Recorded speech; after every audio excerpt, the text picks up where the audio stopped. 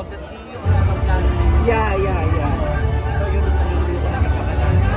Guys, magbabago ba yung Talk about that, let's talk about this night. Guys, magbabago ba yung mga roles na tatanggapin mo kasi best actor ka na? Hindi ko alam, ayoko munang isipan nila sa mga celebrate this night. Pero tuloy Kasi naman, grabe ba? Alam mo kanina, ang likot-likot niya, tapos nakaluto sa ko, anak, tumayo ka, ano yung ginagawa mo? Tapos hindi niya ko pinapansin, tapos sabi niya, nakayo ko sa akin, please, may dadasal pala siya. Nagdadasal ka ba? Nagdadasal pala siya. Anong dinadasal mo? Ano pakiramdam, nanalo kayo ni Meme? Masaya. Gagawa pa kayo ng more projects nito? Sana. Alam mo kanina, merong moment doon na na-touch talaga ako sa kanya. Merong, nung ina-introduce si Carmina at saka si Zorin, may nabanggit doon na na parang ulurang magulang or something. Tapos sabi niya, parang inulit na yung line. Ulurang magulang.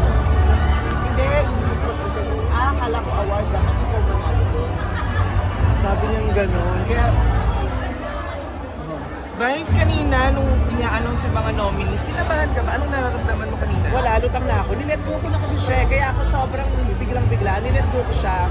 I came here not expecting to win. I just want to support the festival and the industry.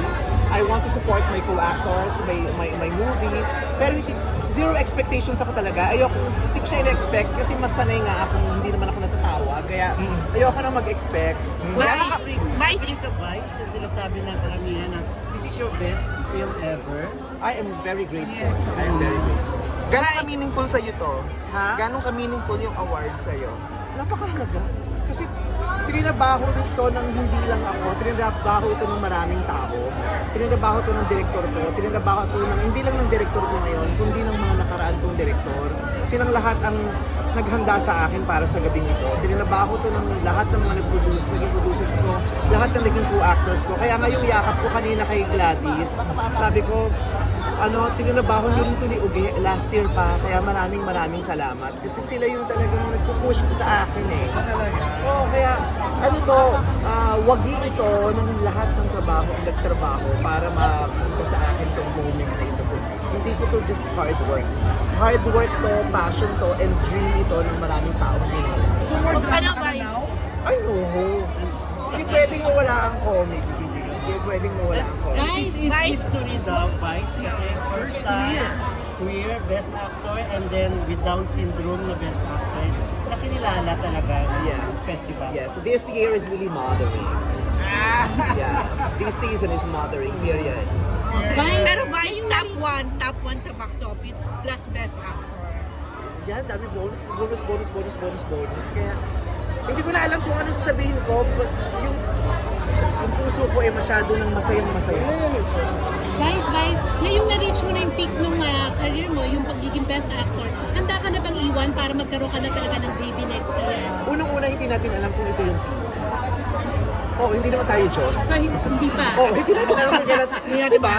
Who are we to say that this is our peak? Diba? Parang siguro 10 years ago, pwede natin sabihin, ay, pumik na ako. 15 years ago, pumik na ako. Hindi eh. Only God knows kung kailan yung peak, kung kailan kanya ipipik, kung kailan kanya pupurutin, kung kailan kanya itatayo ulit. Siya lang naman ang nakakalam. Every moment counts, every day counts, every win is a big win. Pero with your best actor, handa ka na nga bang iwan? Alin? Muna ang showbiz para i-pursue yung pagiging nanay mo next year. Hindi siya iiwan. Hindi iiwan, di ba? Yun din yung isang malaking gusto namin maging conversation o pag-usapan sa pelikulang ito. Yung kailangan ba talagang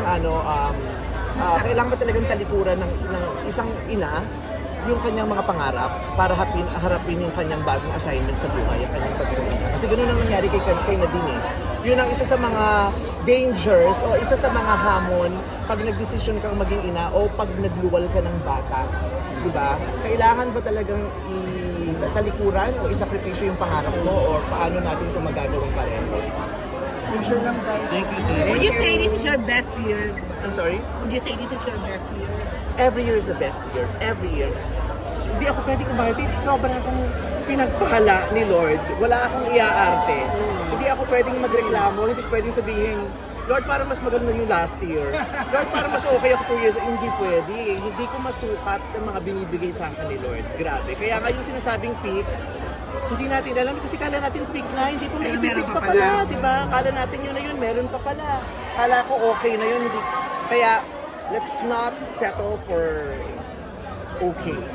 Because that's not what we deserve. The Lord will always give us the best that we deserve. Ano yung plan mo this New Year? Anong ano nyo? Dito lang ba kayo? Maglalako sa kalsada. Hindi ako aalis. Magpo-promote pa din ako. Hindi to sapat. Kailangan mag-promote. Kailangan ibenta yung pelikula. Kailangan mabuhay yung pelikulang Pilipino. Vice and success.